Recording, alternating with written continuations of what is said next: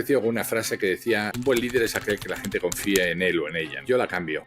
Un líder excelente es aquel que confíe que hace que la gente confíe en sí misma. Este es el gran paso que se necesita hoy en día.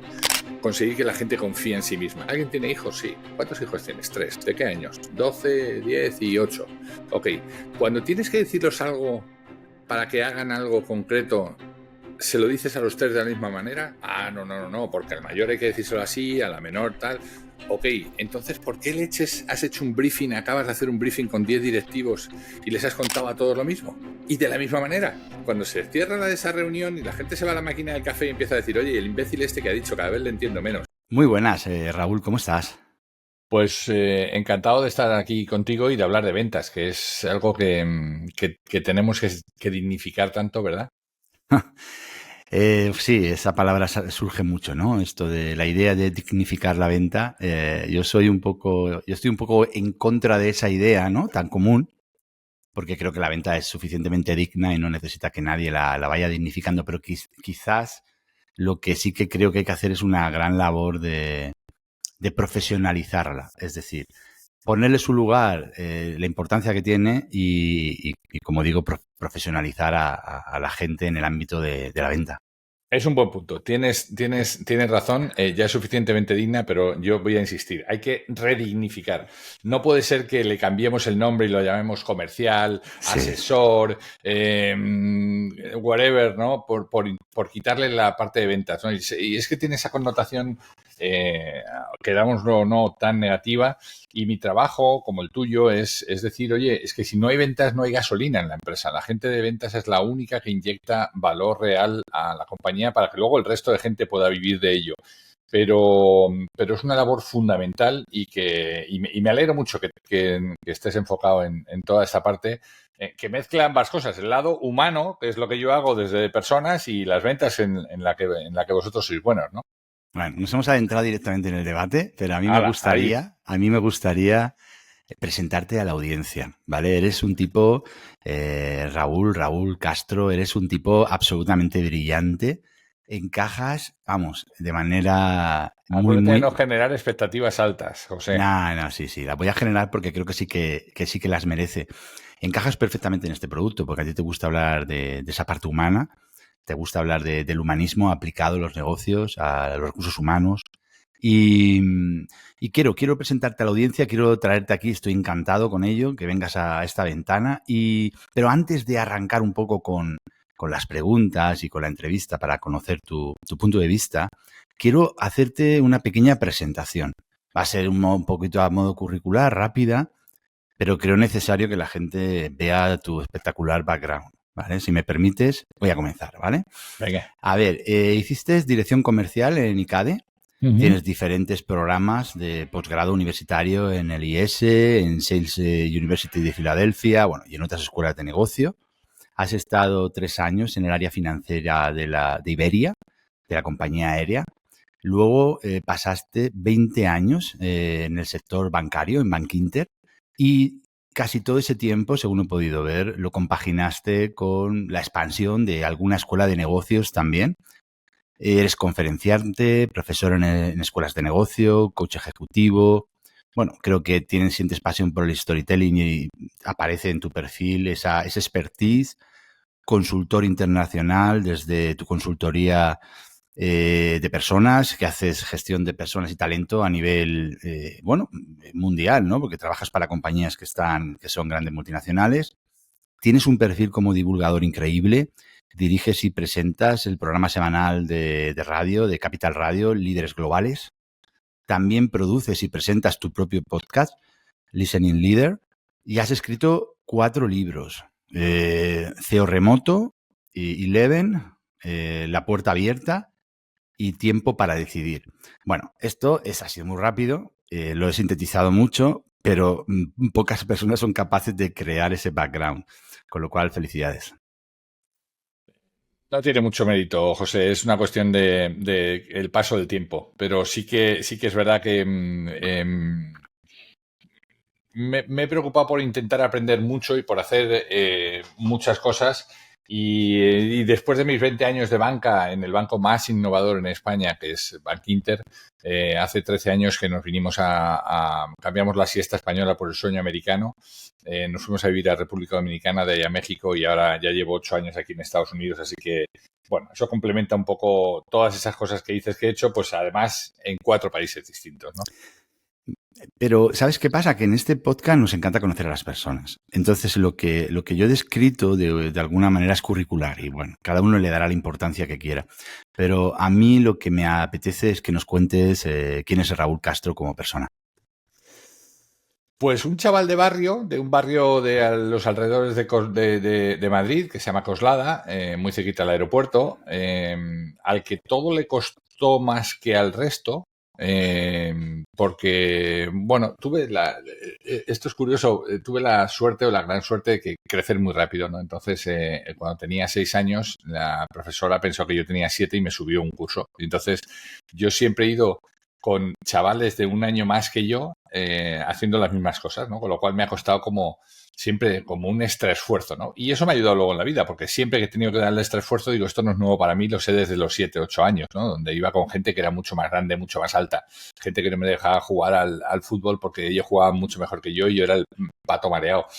Pero bueno, luego esa parte cambió en mi vida porque con 13 años cambiamos de colegio, con 12 años cambié de colegio y un profesor de educación física me dijo, wow, tú eres alto, tú para baloncesto. Y le dije, yo no he botado un balón en mi vida. Y me dijo, pues sí. Y de esa conversación, 4 años más tarde estaba en el Real Madrid de baloncesto.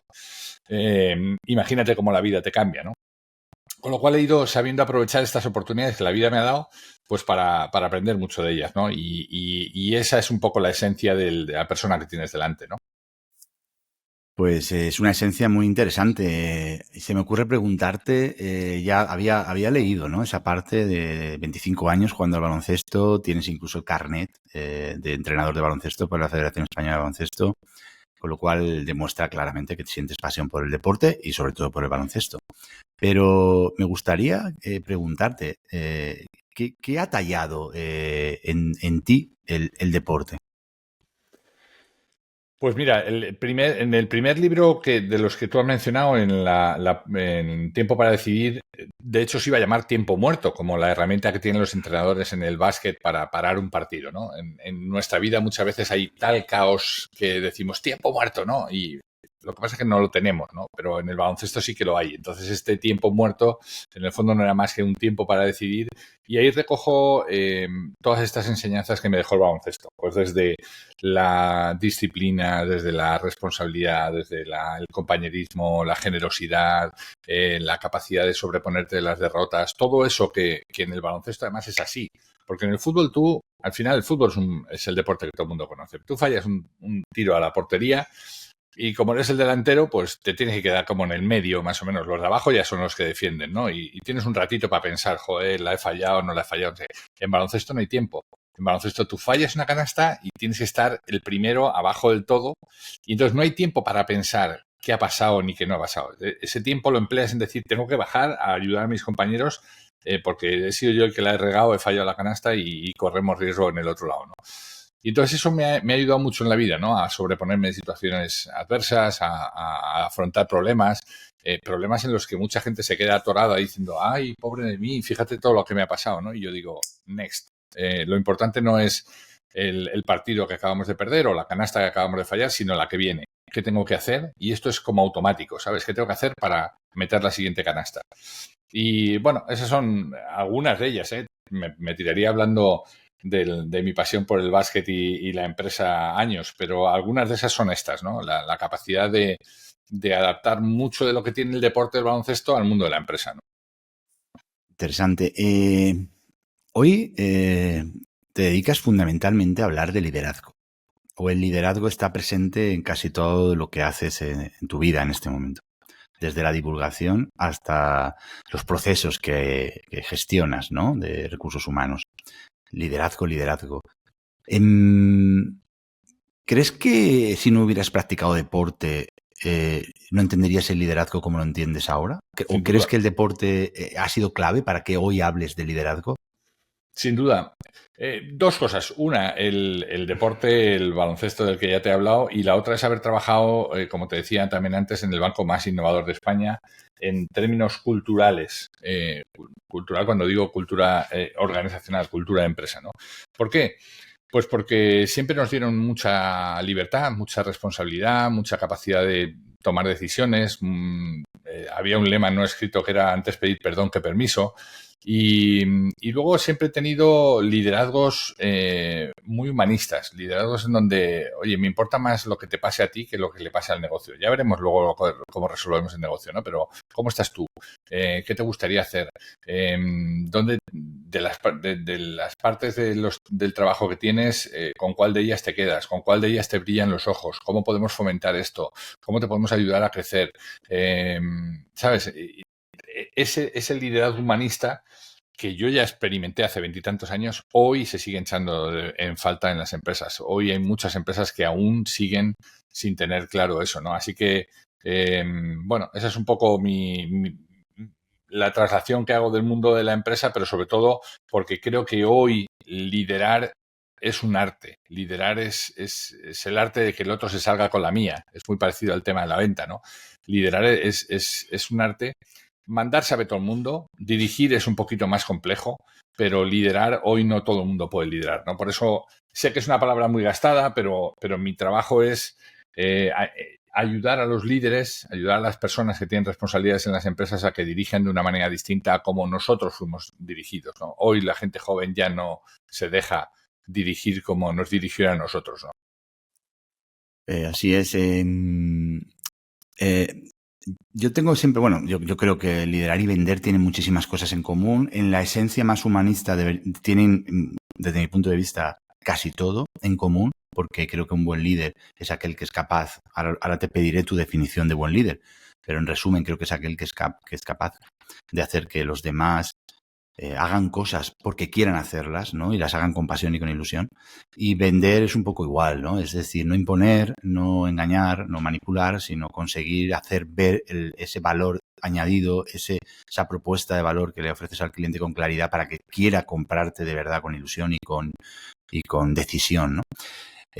Por eso digo, tiene muchísimo en común y me apetece mucho hablar de liderazgo contigo largo y tendido esta horita. Pero, como he dicho, ¿cómo, de forma sencilla, porque ya sé que esto hay un montón de soft skill aquí y podríamos definir muchas, pero de forma sencilla, ¿qué cualidades tiene un buen líder?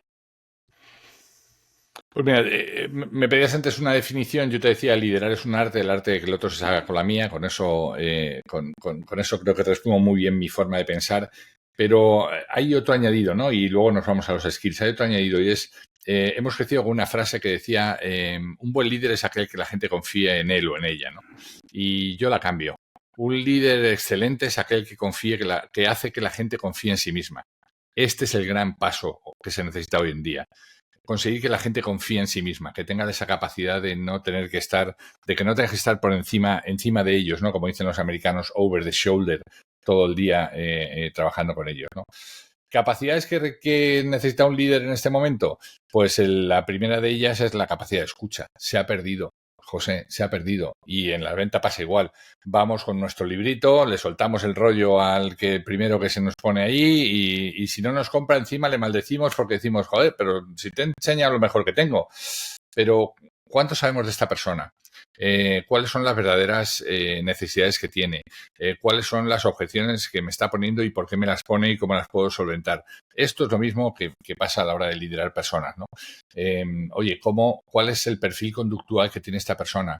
¿Cuál es su manera de aceptar los mensajes? ¿De qué manera tengo que trabajar mejor con él? ¿Qué es lo que le gusta? ¿Qué es lo que no le gusta? ¿Qué le disgusta? ¿Qué no soporta? Todo ese tipo de cosas son elementos que son imprescindibles en un buen liderazgo y solamente se consiguen de una manera, que es manteniendo conversaciones. Hay un libro que se llama The Clutter Manifiesto, que son 95 principios de empresa. El primero de ellos es Markets are Conversations. Si algo está sobrando en una compañía, en una empresa, es una conversación. Si algo está faltando, es una conversación que no se ha tenido. Las conversaciones, ¿no? Esa es la primera de los skills que tiene que tener un buen líder, la capacidad de conversar, sobre todo de escuchar, ¿no? Es curioso porque creo, y no sé si opinarás lo mismo, que estamos construyendo un... Esto es una exageración, ¿eh? Que me perdone la gente que nos está escuchando, pero un mundo de autistas.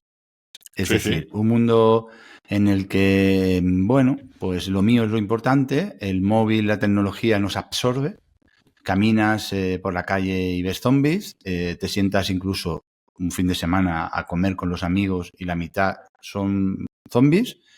Y claro, así es muy difícil ponernos en el lugar del otro, practicar la empatía, entender, etcétera, etcétera, etcétera. Entonces estas grandes grandes habilidades que forman parte de la capacidad bueno, pues de influir, ¿no? Que al final liderar también es influir. ¿Crees, tú que has estado en un montón de países viviendo, ¿no? En 4 o 5 países viviendo, ¿crees que las diferencias culturales generan diferencias de liderazgo y diferentes maneras de vender? Sin duda, he vivido en 4 países, he trabajado en más de 20. No he viajado de vacaciones a más de 20, he trabajado en países en más de 20 países físicamente y trabajado con líderes de otro montón de ellos, ¿no? Y esa es la primera de las bofetadas que te das cuando viajas fuera a trabajar, ¿no? Yo me acuerdo cuando mi primer salto, digamos, más allá de dar conferencias, que ya había estado en Colombia, había estado en varios sitios, pero cuando fui a República Dominicana a trabajar, wow, bueno, tú vas allí con tu librito, ¿no? Y entonces empiezas, me acuerdo de la primera de las reuniones, vamos, chavales, esto lo vamos a hacer aquí porque por tal, no sé qué, no sé cuánto es tal. Y entonces de repente se me levanta la mano uno y dice, ¿por qué nos está regañando? Pues, hombre, no os estoy regañando, estoy precisamente un poco motivando, ¿no? A este tiro español de motivar, ¿no? Con, vamos, dices algún taco cojones, ¿no? Y entonces la gente se queda así y dice, oiga, pero no nos grite, ¿no? Y esa parte cultural es súper importante. Y sobre todo la humildad con la que tú tienes que adaptarte, ¿no? Y es algo que en el primero de los países lo vimos. Yo le decía a mis hijos, ellos estaban aquí antes de que nosotros llegáramos, por tanto, los que nos tenemos que adaptar somos nosotros. Ellos no nos necesitan para nada y eso nos ayudó luego en el salto a México y nos ayudó, por supuesto, a esta cultura norteamericana que va como una pisonadora y te arrolla y no puedes estar quejándote. O te adaptas, o, como dice mi amigo Pedro, o te aclimatas o te aclimueres. Ya está. Y siendo una persona tan global, ¿no? Porque entrevistas a gente de todo el mundo, a líderes globales, bueno, tienes un conocimiento, tienes una mirada bastante amplia, de gran angular.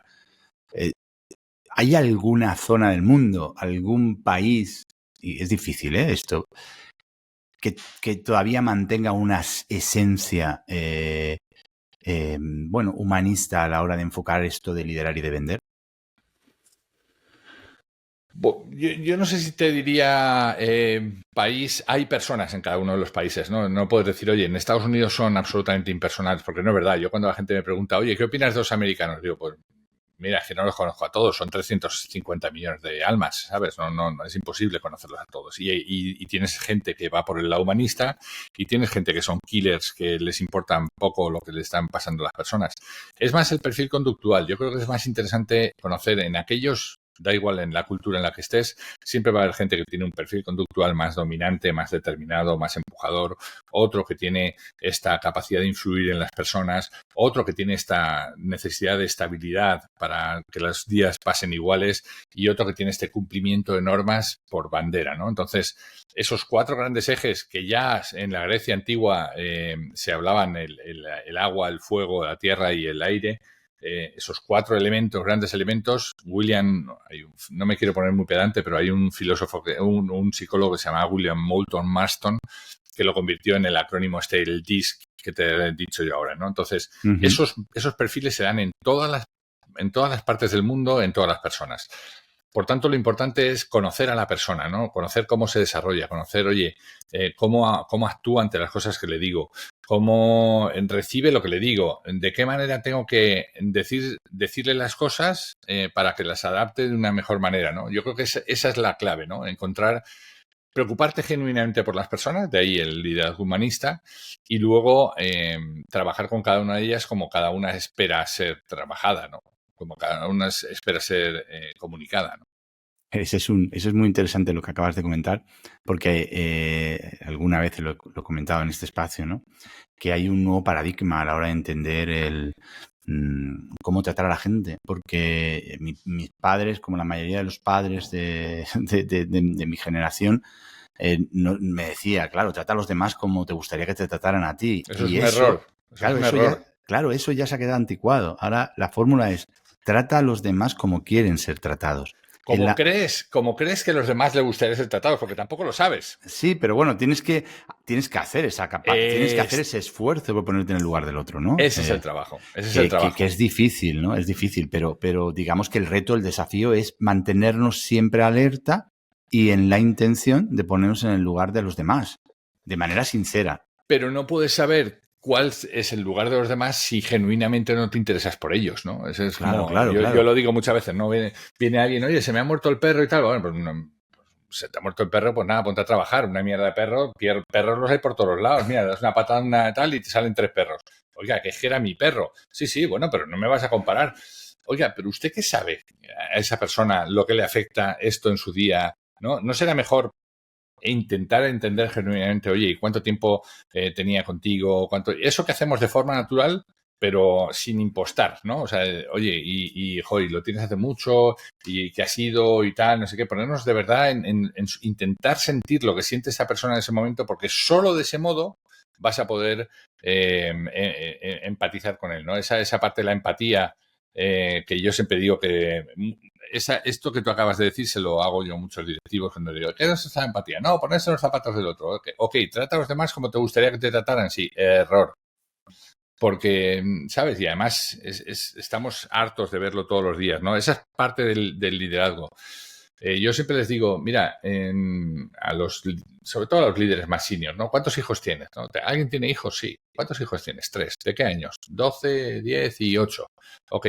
Cuando tienes que decirles algo para que hagan algo concreto, ¿se lo dices a los 3 de la misma manera? Ah, no, porque al mayor hay que decírselo así, a la menor tal. Ok, entonces, ¿por qué has hecho un briefing, acabas de hacer un briefing con 10 directivos y les has contado a todos lo mismo? Y de la misma manera. ¿No te das cuenta del drama? El drama empieza cuando se cierra esa reunión y la gente se va a la máquina del café y empieza a decir, oye, el imbécil este que ha dicho, cada vez le entiendo menos. ¿De qué estamos hablando? ¿Qué quiere que hagamos? ¿Para cuándo era esto? ¿Pero era para mañana o era para pasado? Porque no, ese es el verdadero drama de las empresas, ¿no? Por eso markets are conversations, ¿sabes? Por eso hoy tenemos que recuperar la conversación, ¿no? Recuperar la conversación y entender las reglas del juego desde mi punto de vista, porque es imposible ponernos en el lugar, o sea, es imposible entender al otro si no somos capaces de entendernos siquiera a nosotros mismos, ¿no? Digamos que el gran desafío, volvemos un poco a lo mismo, ¿no? Es entender la complejidad humana. Entonces, desde el momento en que asimilamos que el desafío es entender la naturaleza humana y decimos, bueno, primero y haces el esfuerzo de entenderte a ti mismo, que esto daría para episodios enteros. Bueno, pues cuando tienes la humildad de hacer el esfuerzo de entenderte a ti, es cuando yo creo que estás preparado para empezar a ponerte en el lugar de los demás.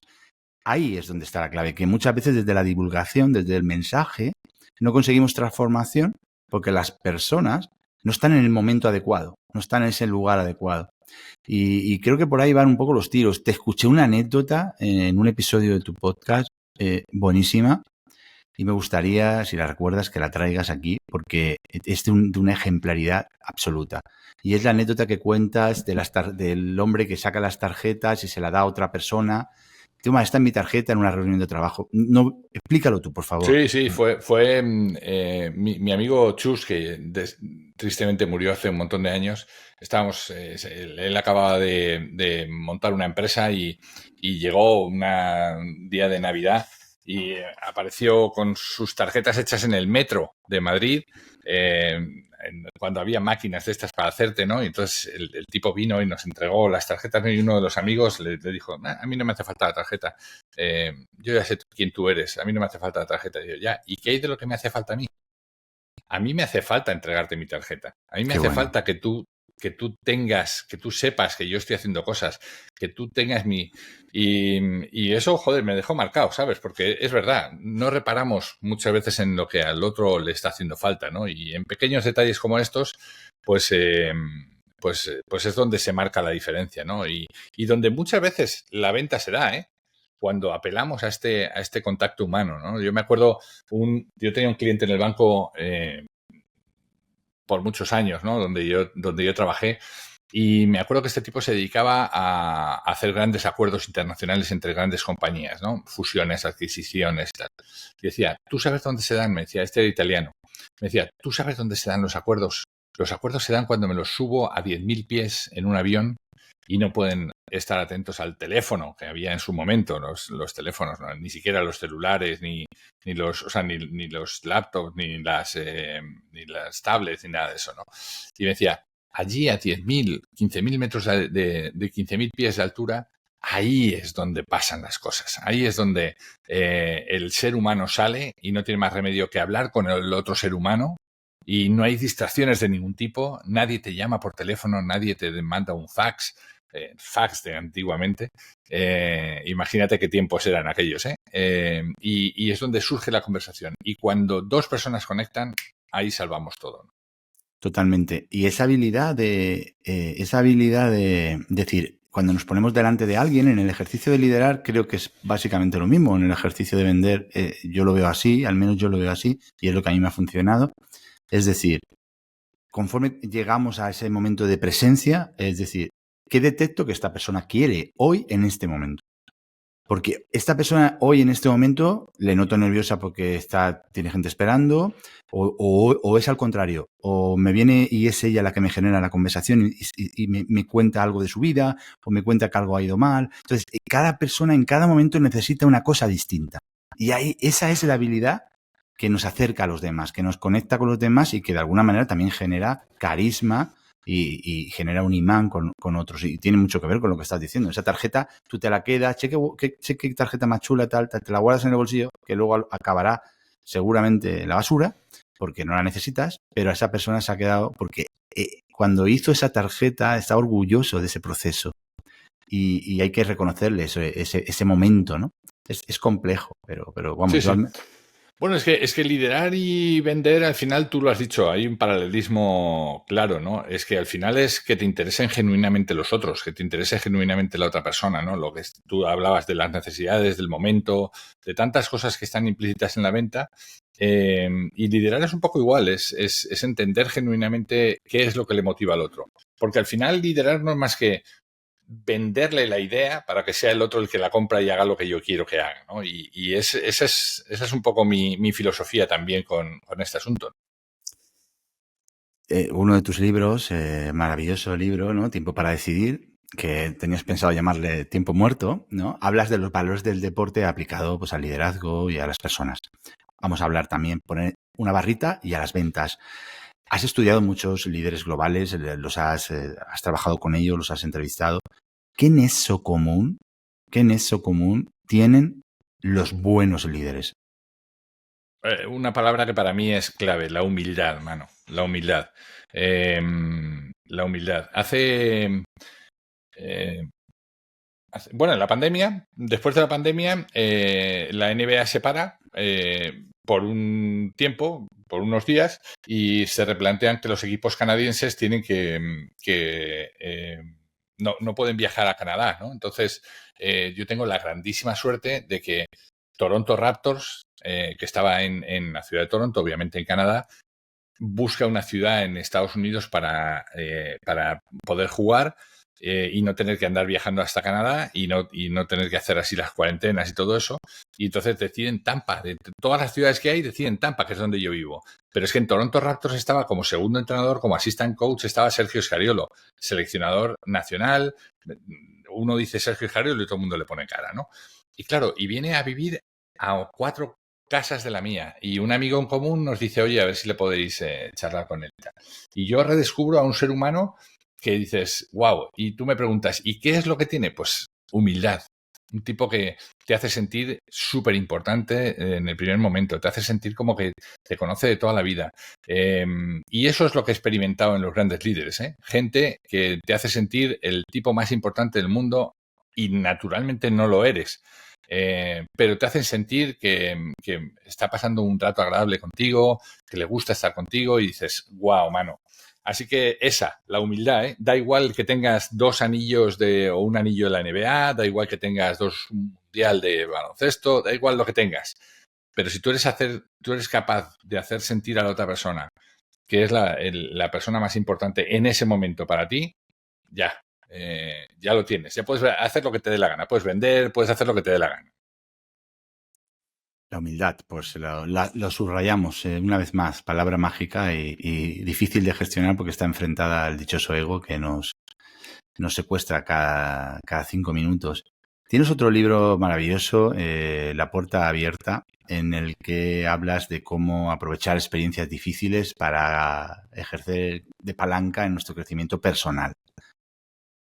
Si te pregunto alguna experiencia difícil que hayas tenido en tu vida, que haya ejercido de palanca y te haya impulsado en tu vida, ¿tienes alguna especial? Te tengo que contar el origen de ese libro. Mira, yo ese libro lo escribo en el verano del 9. Yo me voy a Filadelfia con unos alumnos del máster de La Salle y ahí leo un cartel en el frontispicio de la universidad que ponía Never Stop Exploring. Y yo me enamoro de aquella idea. Digo, mira, yo nunca dejar de aprender.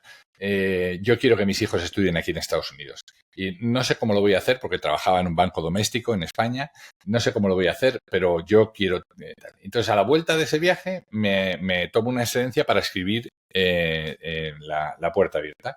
Y lo escribo como un instrumento para que la gente cuando pierde su empleo o cuando tiene que cambiar cuando le sacan de un trabajo, pues rearme su carrera profesional. ¿Qué puedo hacer en este momento? Ya no tenía, de nuevo, lo del baloncesto, ¿no? Ya este partido ya lo he perdido. Yo no tenía la culpa, me pitaron la 5ª falta, pero yo ni siquiera pasaba por ahí, pero me pitaron la 5ª falta y me sacaron del partido. Pues ahora, ¿cómo reponerme de esto, no? Entonces, yo me tomo una excedencia en el banco, lo escribo y me vuelvo a incorporar otra vez al banco, ¿no? Y 9 meses más tarde, me volverme a reincorporar al banco, una mañana me dicen aquello de no sabríamos qué hacer sin ti, pero desde mañana lo vamos a averiguar. ¡Wow!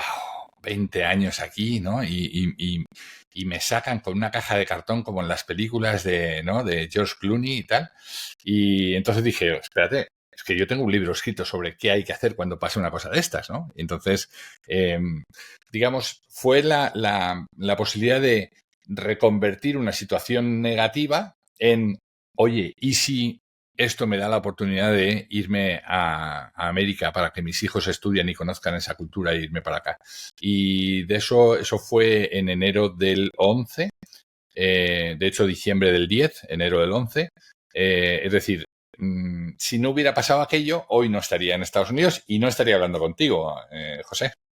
Yo creo que lo que estás contando nos llega a casi todo el mundo, porque es duro, ¿no? Esa zona de confort es difícil soltarla porque nos genera esa seguridad o esa falsa seguridad, pero ¿cuánta verdad hay detrás de que yo miro para atrás y momentos relativamente traumáticos que he vivido en mi vida y digo, ostras, es que yo no volvería a ese sitio en el que estaba que no quería dejar, o a ese lugar, o a ese espacio. Con lo cual, la transformación forzosa viene, suena un poco filosofal, pero viene para impulsarnos y para seguir haciéndonos crecer, con lo cual hay que intentar hacer un esfuerzo por ver qué oportunidades hay detrás de eso, ¿no? Me siento muy identificado con esa idea, ¿no?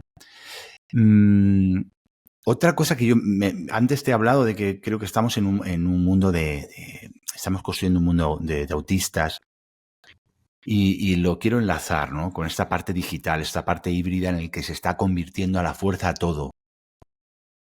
Y cómo vendemos, cómo lideramos desde un perfil en el que hay que muchas veces no puedes desvirtualizar a la gente. ¿Qué reglas rigen ahora esto? ¿Cómo podemos liderar? ¿Cómo podemos llegar a los demás cuando muchas veces la única herramienta que tenemos para conectar con ellos es algo digital? Mira, yo te diría, no tengo la clave, porque este es el reto ahora, ¿no? He escrito, el último libro que he escrito, que es CEO Remoto, lo que trata es de ayudar a los líderes a cómo gestionar y cómo liderar equipos trabajando en la distancia, ¿no? Trabajando en sus casas.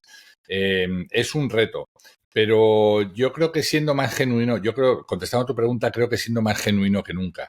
Cuando tú en la parte de la comunicación te falta esa comunicación no verbal, nosotros nos estamos viendo por una pantalla con una cierta calidad, pero claro, no estamos al lado, ¿no?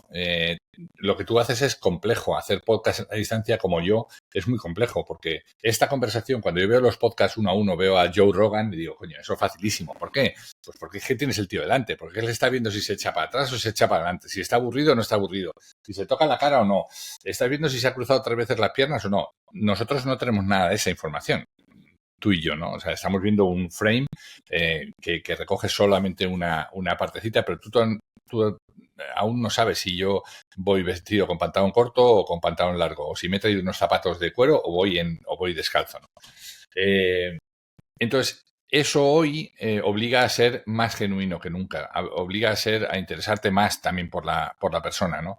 Y en la parte de las ventas pasa un poco igual, ¿no? Te pierdes mucha información cuando tienes una persona con una pantalla plana en 2 dimensiones y no puedes interactuar.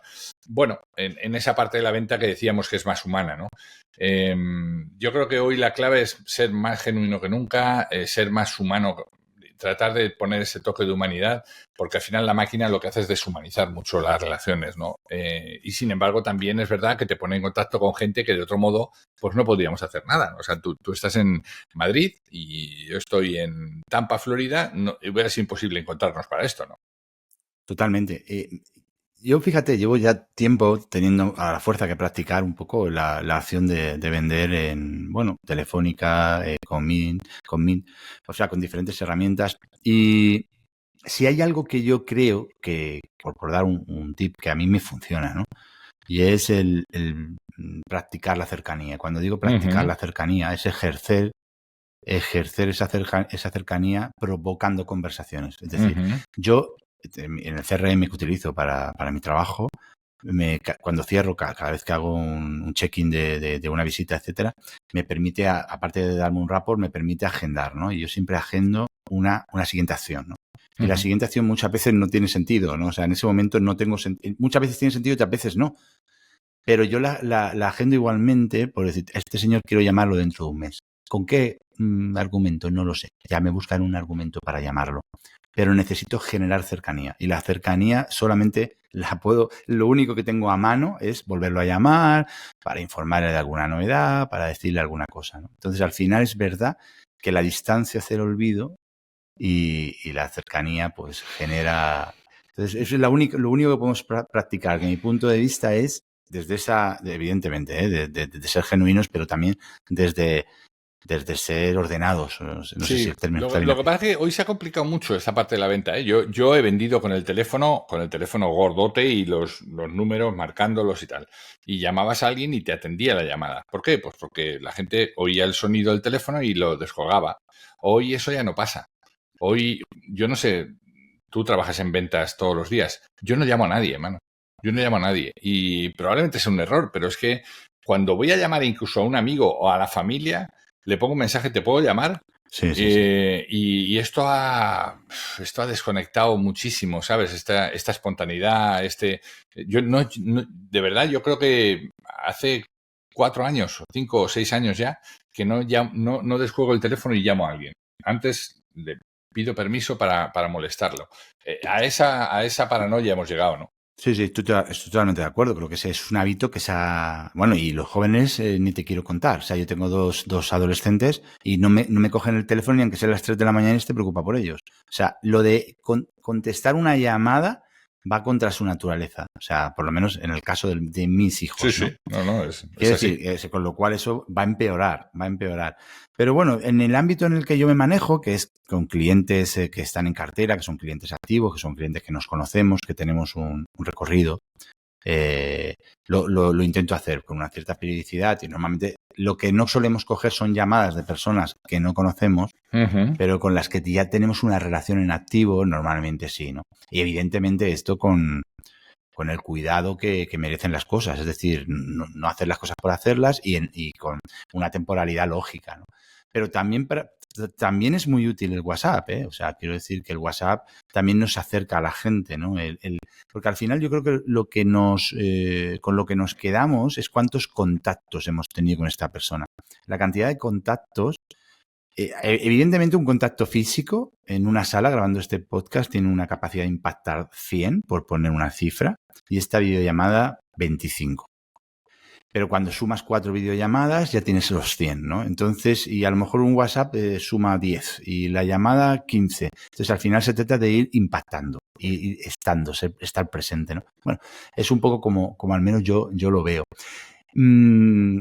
Has hablado de tu libro CEO Remoto y bueno, evidentemente habla de esto, ¿no? Del mundo que vivimos actualmente, la distancia que hay para todo. Hay un concepto que a mí me apasiona, ¿no? Yo soy muy futbolero y yo creo que por primera vez, porque yo soy un adolescente, entonces se lo escuché a Jorge Valdano cuando hablaba del Real Madrid, de la pasión que sentían los aficionados. Te estoy hablando hace 30 años. Y ya hoy en día es un término que utilizamos mucho, ¿no? ¿Cómo podemos, es otro desafío, cómo podemos generar sentido de pertenencia en las organizaciones cuando en la mitad de los equipos están cada uno en un sitio distinto, ¿no? Bueno, de Jorge Valdano me ha recordado que Jorge Valdano decía un equipo es un estado de ánimo. Y entonces llevado a la pregunta que tú me hacías, claro, es que encontrar el estado de ánimo de alguien a quien no ves es muy complicado, ¿no? Pero mira, yo creo que en mi experiencia, lo que yo he aprendido, yo me acuerdo cuando yo estaba en México trabajando y viviendo y nos mudamos para acá, para Estados Unidos, yo mantenía mi equipo allí en México, ¿no? Y pasé de verlos todos los días a de repente empezar a trabajar en la distancia. Y hubo una persona que me dijo, eso lo solucionas, hay una herramienta que se llama Time Doctor. El Time Doctor, tú entras, la persona según arranca su laptop, le salta el Time Doctor, se loguea, entra y a partir de ahí la herramienta te va mandando pantallazos aleatorios de lo que está haciendo en ese momento en la pantalla. Y bueno, como nos dedicamos a los recursos humanos, yo hablé con el equipo y le dije, oye, vamos a probar esta herramienta. No sé cuánto recorrido va a tener, pero... Y claro, la primera semana de repente empecé a ver los pantallazos de lo que hacían estas chicas en el tiempo en el que yo les pagaba el sueldo y se me pusieron los pelos como escarpias, porque claro, una se ponía a hacer los álbumes de las fotos de no sé qué, la otra poniendo las fotos del novio, la otra no sé qué, la otra haciendo crucigramas. Y me empecé a poner muy nervioso, ¿no? Porque claro, dices, ostras... Y me di cuenta que hablé con estos amigos, les dije, mira, me está pasando esto, digo, y he tenido ya varias conversaciones con ellas, porque no puede ser y tal, y me dijo, mira, cambia el chip, no puedes estar dirigiendo con la hora en alga, que llaman los mexicanos, ¿no? Con el tiempo que ha estado trabajando para ti.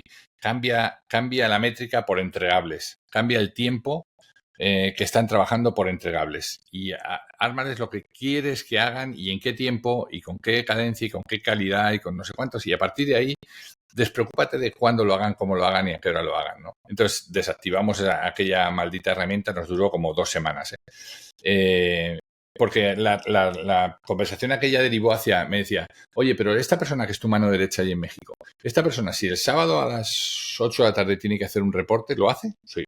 Si tú le pides el domingo por la mañana que haga no sé qué cosa, ¿lo hace? Sí. Entonces, ¿qué te preocupa lo que haga un jueves a las 5 de la tarde? Y, wow, pues es verdad. Tú necesitas un bombero que el bombero no está apagando fuegos todo el tiempo. Se está preparando, está haciendo cosas, pero cuando llega el fuego tú quieres que lo apague, ¿no? Entonces, ¿por qué no cambias el entregable, no? Y entonces, wow, eso fue una lección buenísima, ¿no? Y eso todavía hoy hay gente que sigue dirigiendo en la distancia con los mismos drivers de dirigir en la presencia. Y eso no puede ser. Eso es lo que causa los problemas, ¿no? Totalmente. Y ya que hemos traído a la conversación a Jorge Valdano, te estaba escuchando. Es que es una persona que a mí me parece de un impacto intelectual muy grande. Me parece una persona con una capacidad reflexiva o de filosofar alrededor de las ideas de forma muy brillante. Y también hace muchos años me impactó de él una expresión que utilizó y él decía, refiriéndose a jugadores, cuando era entrenador del Real Madrid, refiriéndose a jugadores que defendían poco. Y él decía, es que el talento necesita libertad.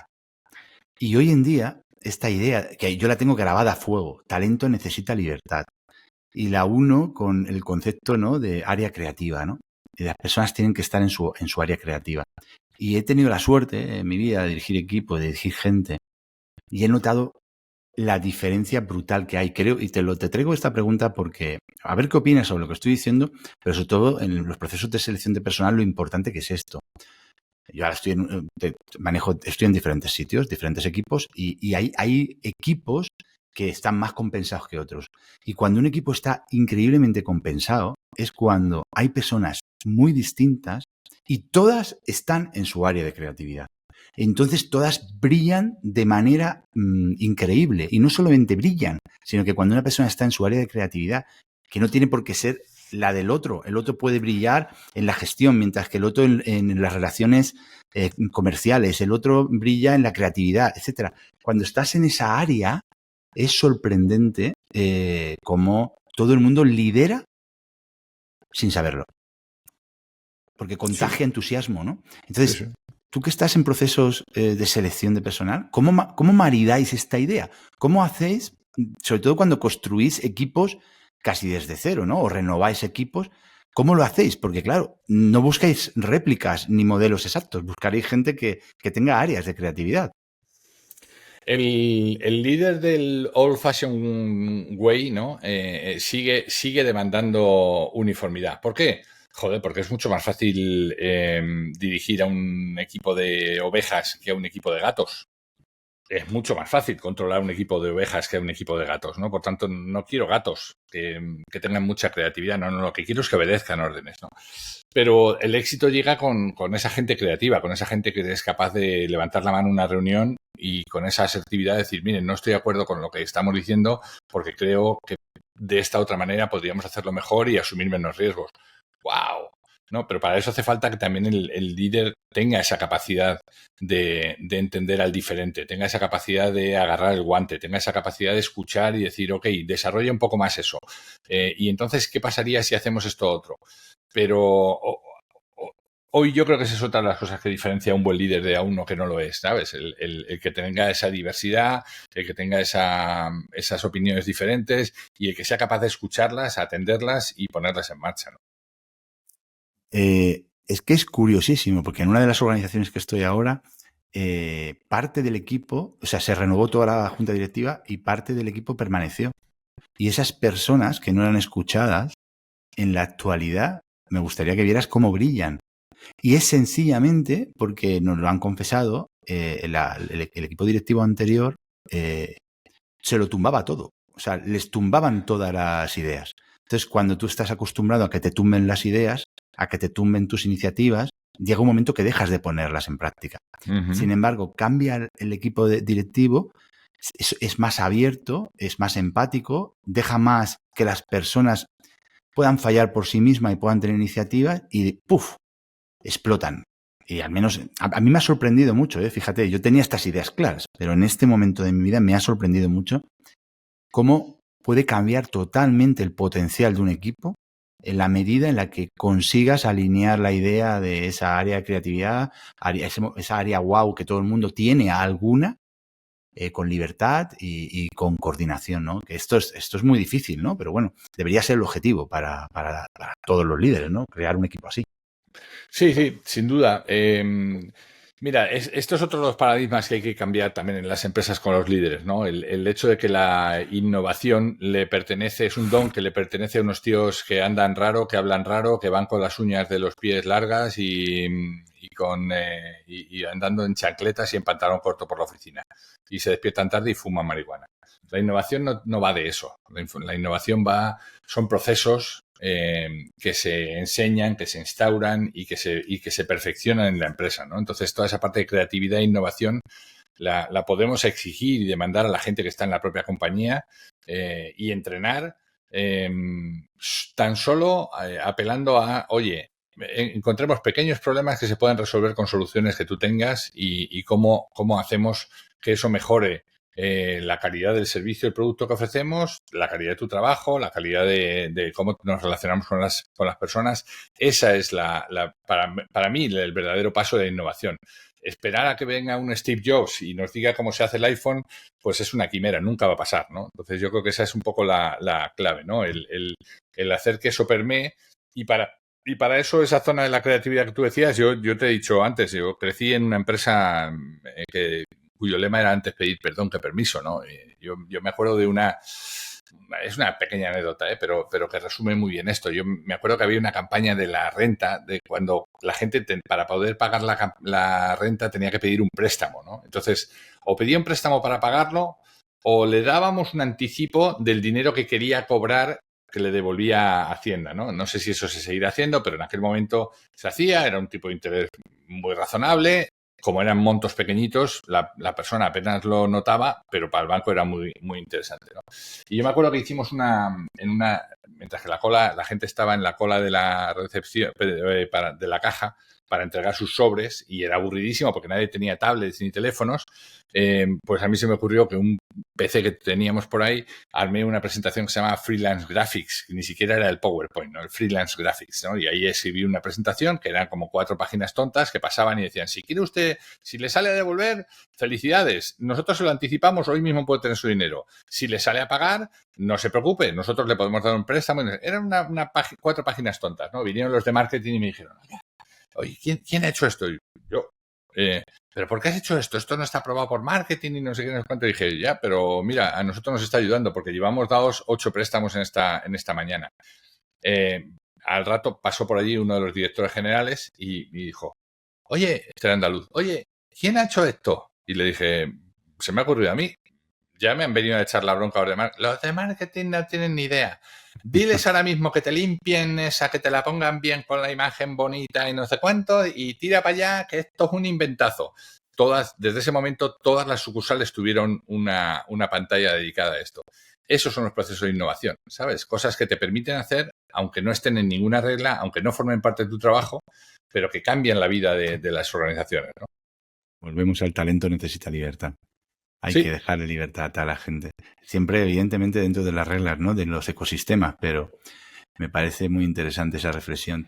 Raúl, tienes un libro, Eleven, que comparte reflexiones sobre personas y management.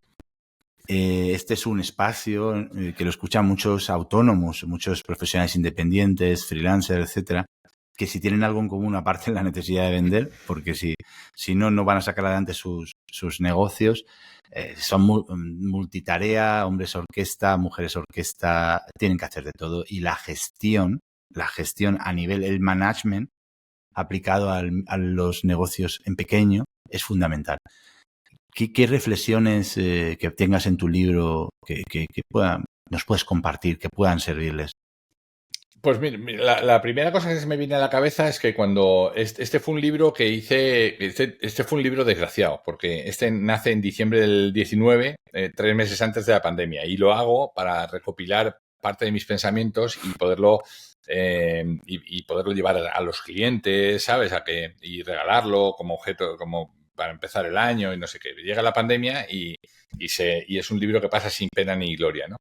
Pero me gusta mucho porque son 11 años de reflexiones escritas en un blog y agarré de esas, había como 200 y pico entradas y me quedé con las 150 que me parecían más significativas.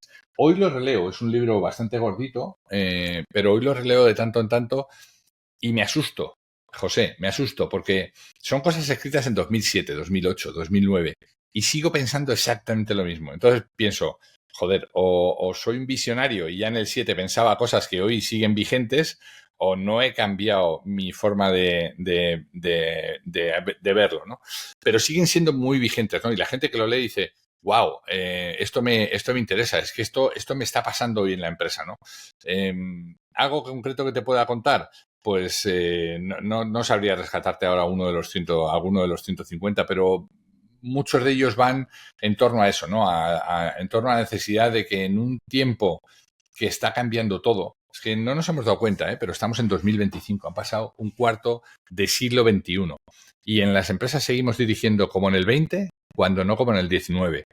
Ese es el punto, ¿no? Oye, ¿qué hace falta para empezar a cambiar y empezar a dirigir a personas como seres humanos? ¿Qué hace falta para tratarlos como personas y no como... Uno de mis empeños en todos los lados es cuando alguien dice empleado, le digo, oye, emplear es usar. ¿Tú qué quieres ser? ¿Un usado o una persona o un colaborador? El personal. Ok, ¿tú qué prefieres ser? ¿El personal o una persona? En República Dominicana lo llaman la empleomanía, que es como tener manía a los empleados, ¿no? El personal de línea. ¿Cómo el pinche personal de línea? ¿Pero qué es eso del personal de línea? ¿Es como un medio para conseguir los fines? No, señor. Las personas somos mucho más importantes, ¿no? Por eso yo le puse a mi empresa de personas, ¿no? Porque al final todo esto va de personas. Somos personas atendiendo personas, personas brindando experiencias únicas a personas, personas vendiendo soluciones a otras personas. De esto va la empresa, ¿no? De las personas. Y me estoy haciendo muy extenso en esta respuesta, pero así, como me has preguntado por 15 años en el blog, pues es lo que tiene. El preguntar amplio, pues te da una respuesta amplia, ¿no? No con el significado de las personas son lo más importante y luego las despedimos por WhatsApp. Las personas aquí son el eje de nuestro no sé qué, y luego nos damos 2 días de vacaciones para ir a ver a su tío que se ha puesto enfermo. Y dices, hey, ¿dónde está la coherencia, no? Que al menos lo que yo haga y lo que diga se parezca, ¿no? Este es el reto que todavía tenemos en las empresas, ¿no? Esa coherencia, ¿no?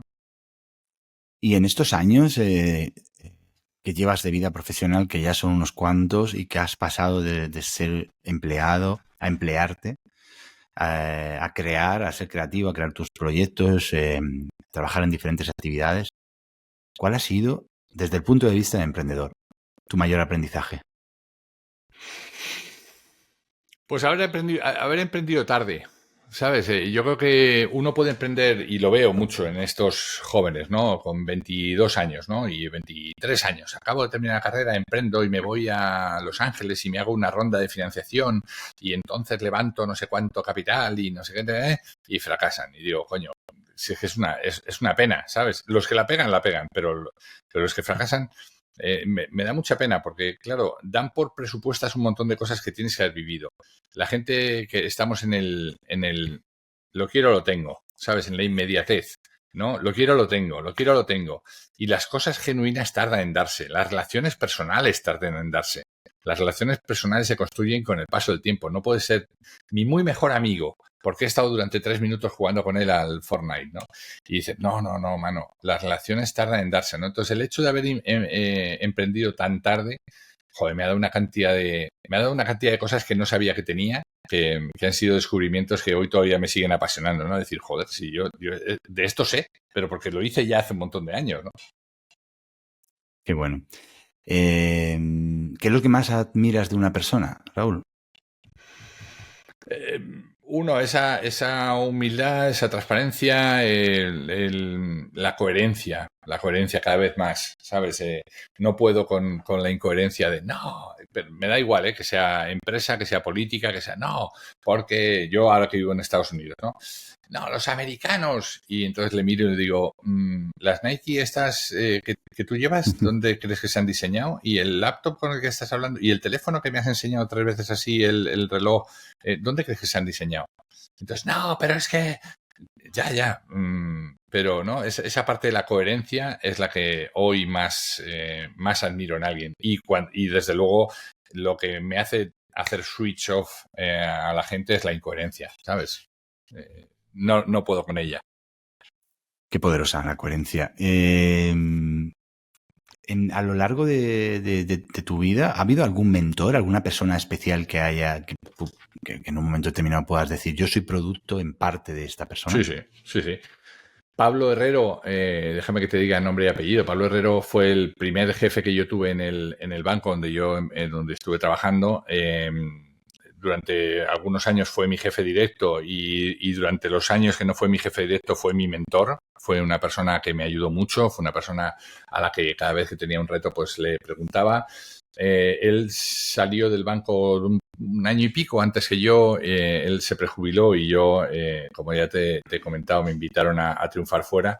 Y seguimos manteniendo relación. Se ha convertido en mi hermano mayor, una suerte de padre joven, hermano mayor. Y he aprendido mucho de él, pero he aprendido mucho de un liderazgo genuino, un liderazgo no enseñado en ninguna escuela de negocios, un liderazgo aprendido de la vida, aprendido del deporte, él era jugador del Atlético Madrileño, y una persona con una apertura de mentes, una persona que cuando yo llegaba y abroncaba a alguien y tal, y le decía, mira, me ha pasado esto y les he dicho esto, y me decía, escúchales. Lo que estamos hablando ahora, y de esto en el año 93, escúchales. Si no les conoces, es difícil que puedas entender por qué lo están haciendo, ¿no? Tómate el tiempo, tómate un café con ellos, entiéndeles. Y wow, y eso me sigue siendo vigente hoy, que han pasado 25 y 8, 33 años, ¿no? Imagínate. Le mandamos un saludo a Pablo Herrero. Absolutamente. De tu parte, y le agradecemos, ¿no?, que haya influido de esa manera tan brillante en ti. Me queda una pregunta, porque yo estaría hablando aquí horas contigo, pero sé que hoy tenemos que circunscribirnos a 1 hora, porque tienes ahora una grabación de radio. Pero con el ánimo de conocerte un poquito más, Raúl, me gustaría que nos compartieras un libro, una película y una canción que para ti sean especiales. Un libro te iba a citar CEO Remoto, que es el último mío, pero que no está bien, así que no lo voy a hacer, como te habrás dado cuenta. Me gusta mucho un libro que se llama Confiar e Inspirar, Trust and Inspire.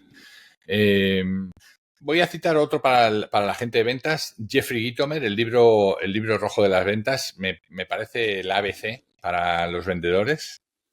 Eso debería estar en la mesilla de cualquier vendedor del mundo. En la mía está, como puedes comprobar. El pequeño, y no estaba preparado esto, ¿eh? El pequeño libro rojo de las ventas, eso es como el ABC, es un tipo provocador. Pero en términos de liderazgo me gusta mucho Confiar e Inspirar, Trust and Inspire aquí en Estados Unidos, de Stephen Covey, el que hizo los 7 hábitos de la gente altamente efectiva. Sí. Él murió hace como 6 años en Filadelfia, y su hijo, Stephen Covey Jr., escribió este libro, Trust and Inspire. Me has hecho un libro, una película, Forrest Gump. Es mi película, Forrest Gump. Son 3 horas donde dices todo es posible en el mundo. O sea, que el tipo le pasen las cosas que le pasan y cómo se sobrepone a cada una de las cosas que le pasan y saca un provecho de ellas, aún sin saberlo. Me parece la película. Me ha hecho un libro, una película y una canción. Y una canción, pues mira, déjame la... y con esto yo creo que puede ser un buen colofón. Yo también siento tenerme que marchar, pero que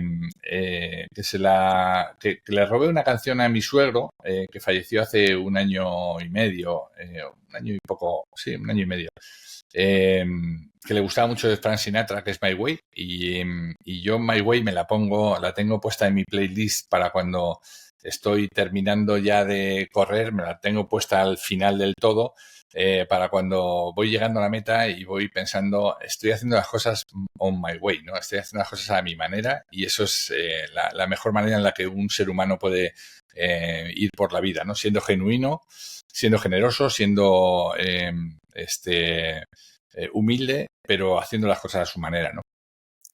Pues a tu manera nos despedimos. Raúl, ha sido un auténtico placer, un regalo una vez más. Tenerte aquí, tenerte en el lado humano de las ventas. Te deseo lo mejor.